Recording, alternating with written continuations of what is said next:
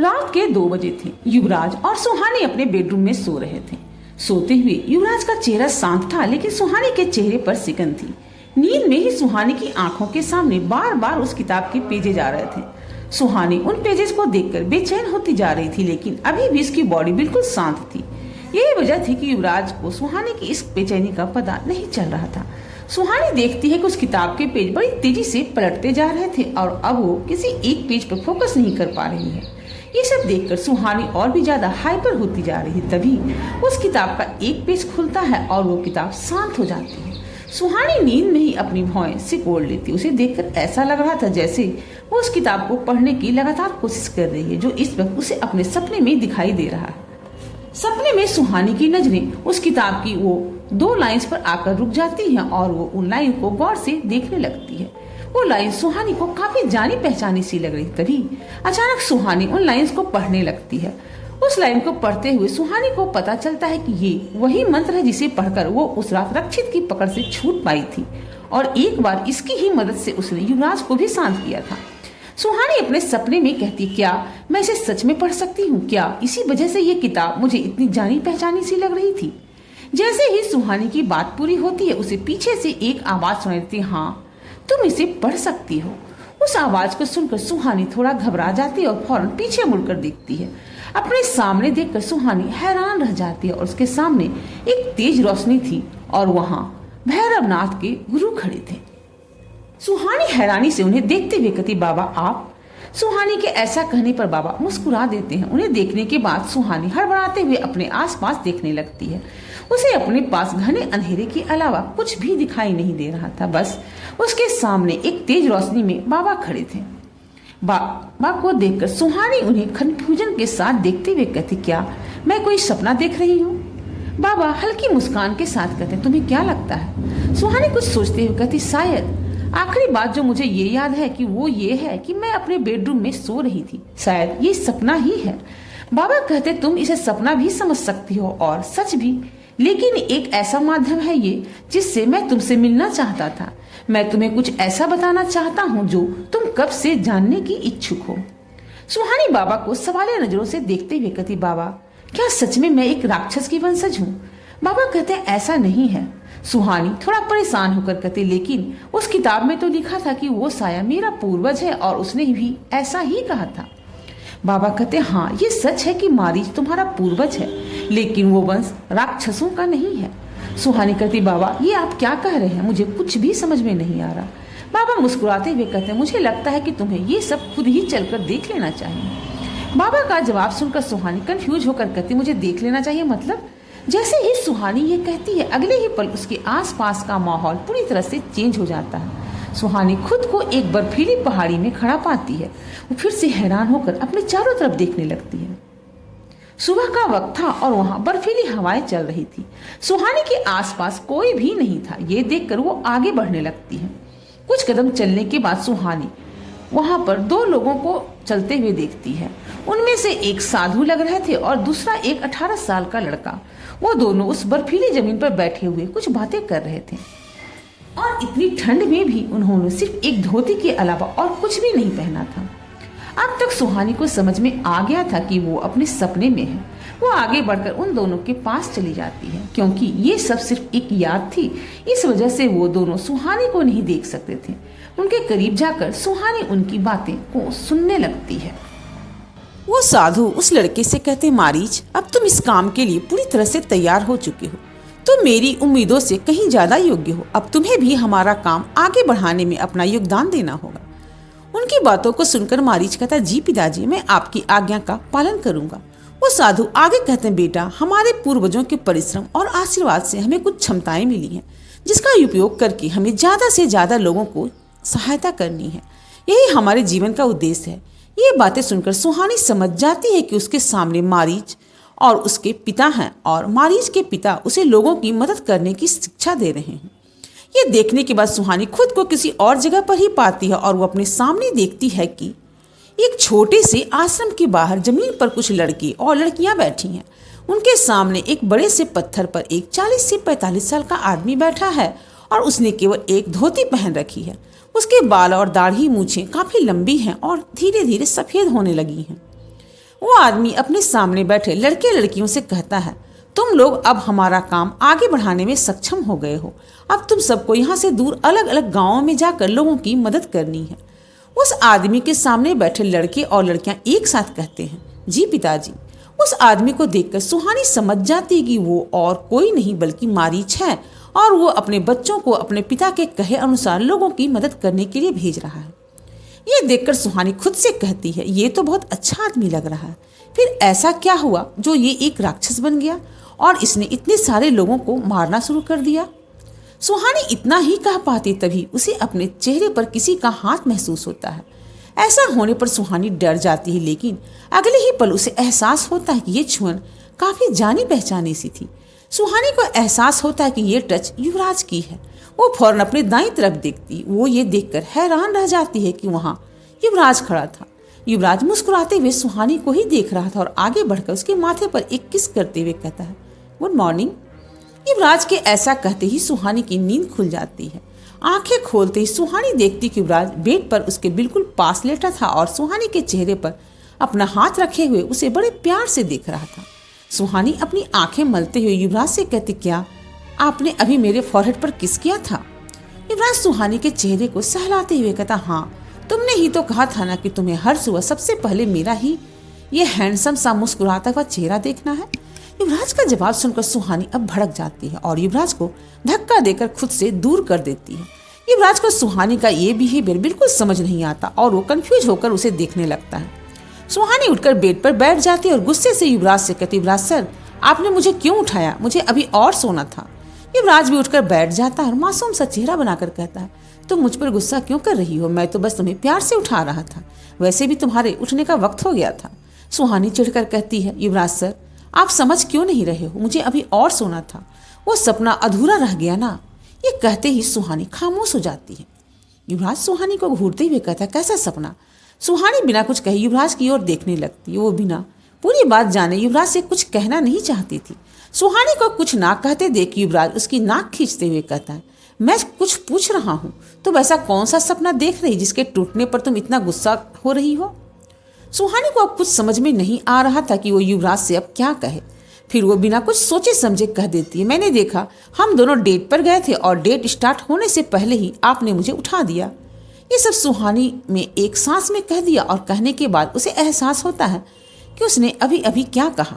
सुहानी का जवाब सुनकर युवराज के चेहरे पर स्माइल आ जाती है और वो सुहानी को छेड़ते हुए कहता है, वैसे डेट में हम ऐसा क्या कर रहे थे जिसे तुम इतना मिस कर रही हो? युवराज का सवाल सुनकर सुहानी का चेहरा लाल हो जाता है और वो बहाना बनाते हुए कहती, ऐसा कुछ भी नहीं है, अब हटिए, मुझे जाने दीजिए। ये कहकर सुहानी बेड से बाहर जाने लगती है। युवराज सुहानी का हाथ पकड़कर उसके वापस से बेड में खींच लेता और अगले ही पल सुहानी के ऊपर आ जाता है। एक पल के लिए तो सुहानी को कुछ भी समझ में नहीं आता और अगले ही पल वो युवराज की इस हरकत से हैरान रह जाती है। सुहानी युवराज को पीछे धकेलते हुए कहती, युवराज सर, आप ये क्या कर रहे हैं? मुझे जाने दीजिए। युवराज सुहानी के हाथ अपने हाथों में फंसा लेता और उसके चेहरे के करीब जाते हुए धीरे से कहता, वैसे अगर तुम चाहो तो हम तुम्हारा ये ड्रीम मोमेंट फिर से क्रिएट कर सकते हैं, शायद तुम्हारे सपने से भी बेहतर। ये सुनकर सुहानी वहीं जम जाती और घबराते युवराज की ओर देखने लगती है, जो धीरे धीरे सुहानी के बिल्कुल करीब आ गया था, इतने करीब कि उन दोनों की सांसें एक दूसरे के चेहरे को टच कर रही थी। युवराज को अपने इतने करीब पाकर सुहानी की धड़कन और उसकी सांसें दोनों ही काफी तेज हो गई थी। युवराज इंटेंसिटी के साथ सुहानी की आंखों में देख रहा था।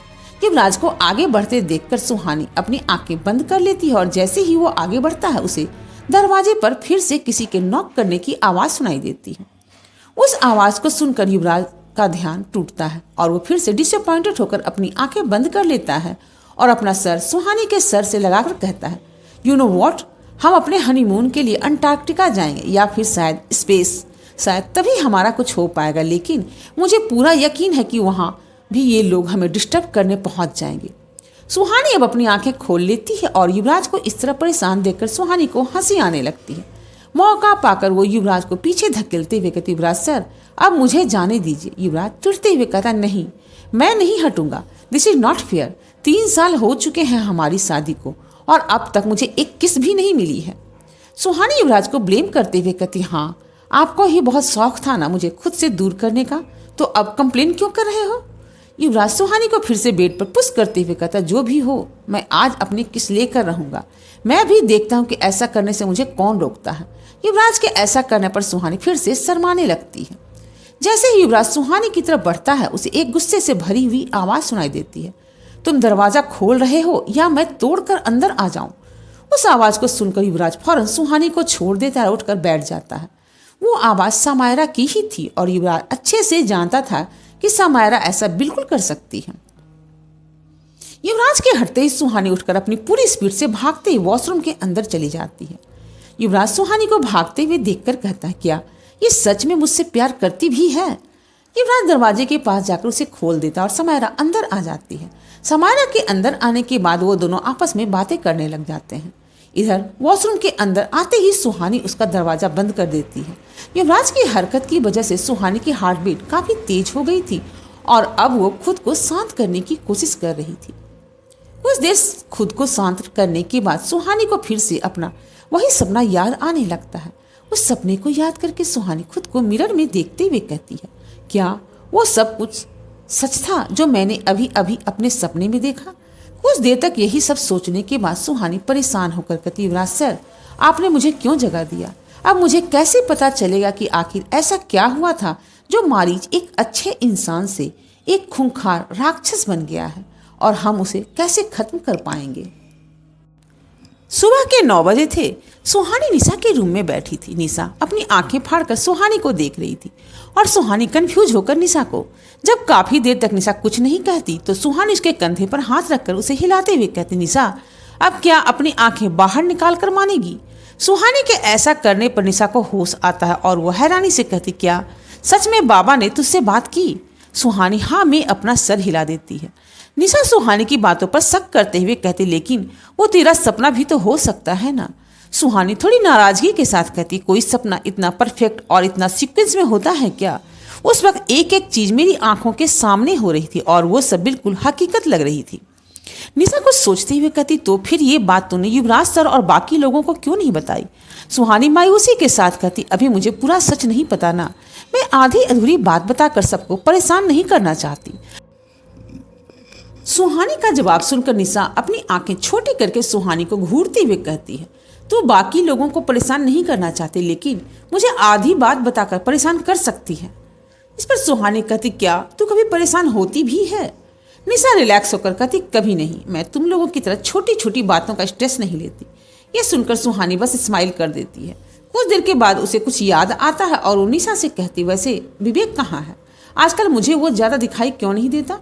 सुहानी का ये सवाल सुनकर निशा का चेहरा सीरियस हो जाता है, लेकिन अगले ही पल वो खुद को संभालते हुए कहती, वो आजकल काफी देर से सोने लगा है इसलिए देरी से उठता है, अभी भी वो सो ही रहा होगा। सुहानी अपना मुंह बनाते हुए कहती, आखिर क्यों, वो रात को ऐसा क्या करते रहता है। निशा कुछ सोचकर कहती, अरे वही अपनी थोड़ी सी पावर को ठीक ठाक करने की कोशिश कर रहा है। निशा सुहानी को ये सब बताना नहीं चाहती थी कि विवेक अब भैरवनाथ की सारी शक्तियों को अपना रहा है और इसी वजह से वो पूरी रात भैरवनाथ की गुफा में ही रहता है। सुहानी हाँ में अपना सर हिला देती और अपने सामने रखा वो किताब खोलकर उसे फिर से देखने लगती है। सुहानी उस किताब का वही पेज निकालती जिसमें वो मंत्र लिखा हुआ था। सुहानी उस मंत्र पर अपनी उंगली रखकर निशा से कहती, ये देख, ये वही मंत्र है जिसकी मदद से मैं उस रात उस साय से बचकर भागी थी। इसके बाद निशा और सुहानी फिर से उस किताब को गौर से देखने लगती है। इधर अर्नब घर में समायरा को ढूंढ रहा था। आज सुबह जब वो समायरा को रूम में गया था तो उसे वहां समायरा नहीं मिली थी। अर्नब नहीं जानता था कि विवेक की तरह समायरा भी पूरी रात घर से बाहर थी। समायरा को घर में ना पाकर अर्नब काफी परेशान हो जाता है और वो समायरा को दोबारा चेक करने के लिए उसके रूम में फिर से जाता है। जैसे ही अर्नब उस रूम का दरवाजा खोलता है वो देखता है कि समायरा अपने रूम में ही है। समायरा को वहां देखकर अर्नब एक चैन की सांस लेता है और फौरन उसे पास जाकर उसे हक कर लेता है। अर्नब के ऐसा करते ही समायरा की आंखें नम हो जाती, लेकिन वो हमेशा की तरह कुछ भी रिस्पॉन्ड नहीं करती। आज समायरा को हक करते ही अर्नब को कुछ अलग ही एहसास हो रहा था।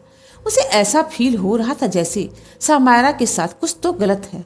अर्नब के पास कोई पावर नहीं था, लेकिन इतने टाइम से समायरा के साथ रहकर वो उसकी वाइफ को महसूस करने लगा था और आज उसे कुछ अलग ही एहसास हो रहा था। अर्नब समायरा से अलग हो जाता और गौर से उसके चेहरे को देखने लगता है। समारा आज भी हमेशा की तरह बिल्कुल शांत थी और उसके चेहरे पर कोई भी भाव नहीं थे। अर्नब समारा के गाल पर अपना हाथ रखकर कहता, क्या तुम ठीक हो? समारा इस वक्त बिल्कुल भी ठीक नहीं थी। पिछली रात उसके लिए बहुत मुश्किल थी। उसने पूरी रात दृष्टा की मदद से अपने अंदर की उन काली शक्तियों को जागृत करने की कोशिश की थी जो उसे रक्षा से मिली थी। ये सब बहुत मुश्किल और दर्दनाक था। समारा अपने अंदर के इमोशंस को दबाते हुए कहती, हाँ मैं ठीक हूँ। समारा अर्नब की सच्चाई बताकर उसे परेशान नहीं करना चाहती थी। अर्नब समारा के जवाब से असहमत होकर कहता, नहीं तुम मुझसे कुछ जरूर छिपा रही हो। समारा थोड़ी सख्ती के साथ कहते, मैं तुमसे कुछ क्यों छिपाऊंगी? अर्नब कहता, आज तुम कुछ अलग लग रही हो। अर्नब के ऐसा कहने पर समारा चौंक जाती है। उसे समझ में नहीं आ रहा था कि बिना किसी पावर के अर्नब समारा की एनर्जी में ये चेंजेस कैसे फील कर पा सकता है। समारा अर्नब से अपनी नजरें फेरते हुए कहते, ऐसा कुछ भी नहीं है। अर्नब साफ देख सकता था कि समारा उससे कुछ छुपा रही है और वो आगे बढ़कर फिर से समारा को हक कर लेता है और कहता है, अगर तुम मुझे नहीं बताना चाहती तो कोई बात नहीं, लेकिन मैं चाहता हूँ कि तुम बस अपना ध्यान रखो। सबको बचाने के लिए तुम खुद को किसी मुसीबत में मत डाल देना। मैं तुम्हें हमेशा सेफ देखना चाहता हूँ। अर्नब की बातें सुनकर समारा की आंखों से आंसू बाहर आ जाते हैं और इस बार वो भी अर्नब को कसकर गले से लगा लेती है। उसे कभी समझ नहीं आता था कि अर्नब उसके बिना कुछ कहे उसकी हालत कैसे समझ जाता था। अब समारा भी अपनी आगे की जिंदगी अर्नब के साथ ही बिताना चाहती थी, लेकिन वो खुद भी नहीं जानती थी कि जिस रास्ते पर वो निकल गई है उसका अंजाम कितना बुरा होने वाला है। कुछ देर के बाद समारा खुद को संभालते हुए अर्नब से अलग होती है। समारा से अलग होते ही अर्नब की नजर समारा के चेहरे पर जाती है। अर्नब समारा के चेहरे पर अपना हाथ रखकर कहता, क्या तुम रो रही हो? समारा अर्नब का हाथ झटक कर वहां से जाने लगती है। अर्नब को बहुत स्ट्रांग फीलिंग आ रही थी कि समारा के साथ कुछ तो गलत हो रहा है।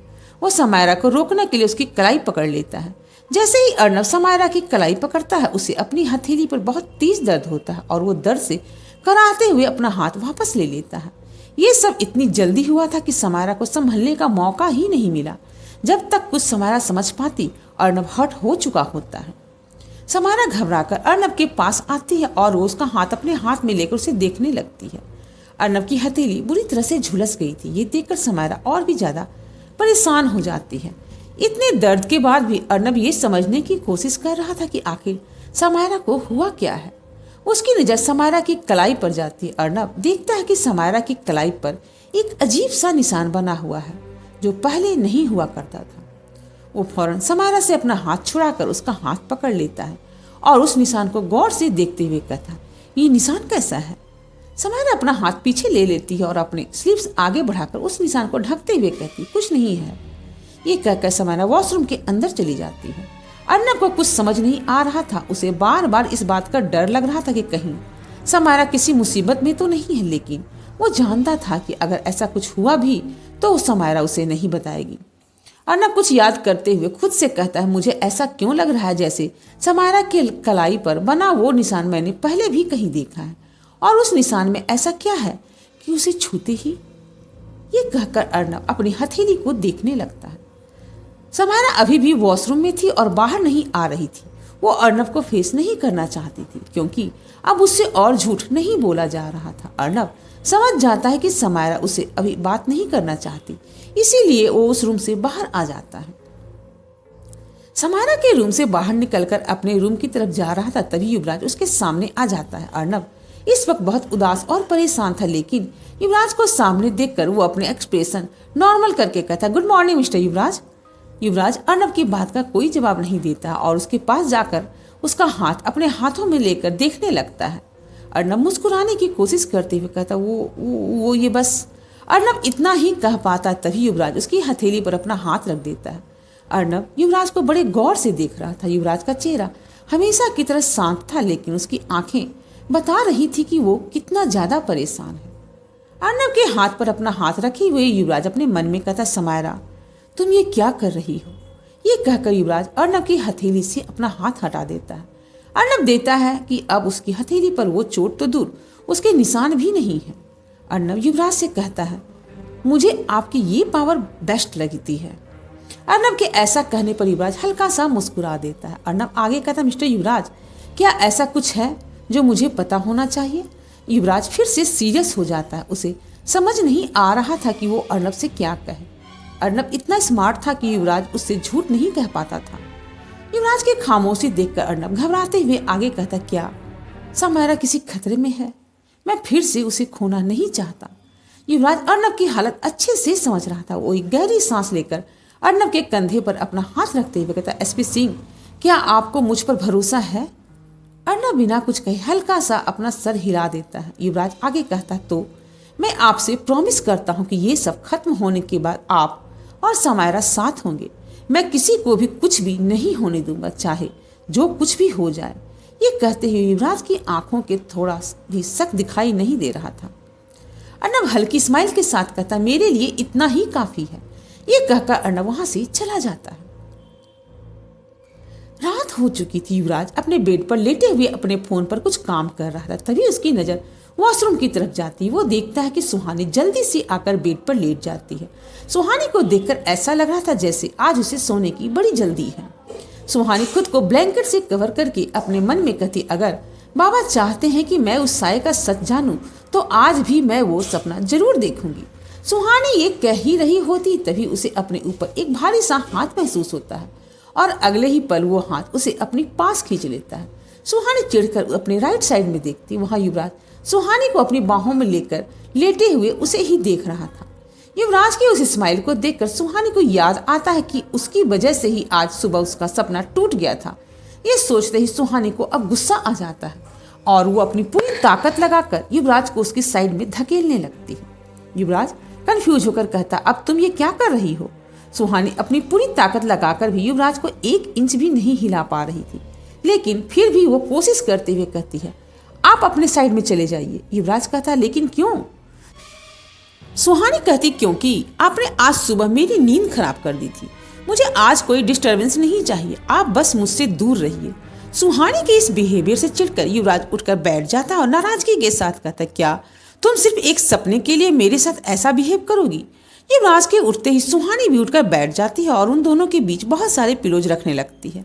युवराज फिर से इरिटेट होकर कहता, अब तुम ऐसा क्या कर रही हो? सुहानी युवराज की तरफ उंगली पॉइंट करते हुए कहती, युवराज सर, मेरी बात ध्यान से सुनिए। पॉइंट 1, मैं अब सोने जा रही हूँ तो आप मुझे परेशान नहीं करेंगे। आपका हाथ या आपका पैर मेरी साइड नहीं आना चाहिए। पॉइंट 2, चाहे जो हो जाए, जब तक मेरी नींद अपने आप ना खुले आप मुझे बिल्कुल नहीं उठाएंगे। अगर आपने ऐसा किया तो आपके लिए बिल्कुल अच्छा नहीं होगा। और पॉइंट 3, अब आप बिना हल्ला किए चुपचाप सो जाएंगे। आज रात मुझे कोई डिस्टर्बेंस नहीं चाहिए। समझ आई मेरी बात? युवराज हैरानी से सुहानी को ही देख रहा था। वो अपना हाथ सुहानी के माथे पर रखकर कहता, सुहानी, तुम्हारी तबीयत ठीक तो है ना? सुहानी युवराज के उस हाथ को चांटा मारते हुए कहते, मैंने कहा ना, आपके हाथ या पैर मेरी साइड नहीं आनी चाहिए। सुहानी की मार लगने पर युवराज अपना हाथ पीछे लेते हुए कहता, आउच, लगती है यार, तुम बस दिखने में छोटी सी हो, तुम्हारा चांटा तेज लगता है। सुहानी अपनी आंखें छोटी करते हुए कहती, हाँ तो फिर आप अपना हाथ अपने साइड ही रखिएगा। ये कहकर सुहानी अपना ब्लैंकेट पकड़कर फिर से लेटकर अपनी आंखें बंद कर लेती है। युवराज हैरानी से सुहानी के चेहरे को देख रहा था। तभी सुहानी फिर से कहती है, लाइट्स ऑफ कौन करेगा? सुहानी की आवाज़ सुनकर युवराज का ध्यान टूटता है और वो होश में आता है। वो अपने गुस्से को छिपाते हुए कहता है, यस मैम, मैं अभी कर देता हूँ लाइट ऑफ। सुहानी अपनी आंखें बंद किए हुए कहती, हाँ तो मुझे घूरना बंद कीजिए और लाइट जाकर ऑफ कीजिए, मुझे जल्दी से सोना है।